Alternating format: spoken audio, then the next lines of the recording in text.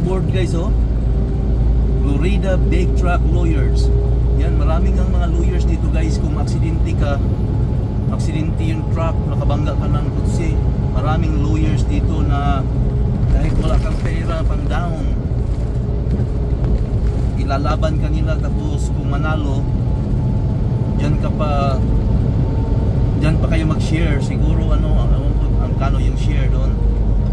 Kaya nga dito guys, kung aksidente ka, delikado talaga kasi maraming lawyers dito na yun nga, kahit wala kang pang down, ilalaban ka nila.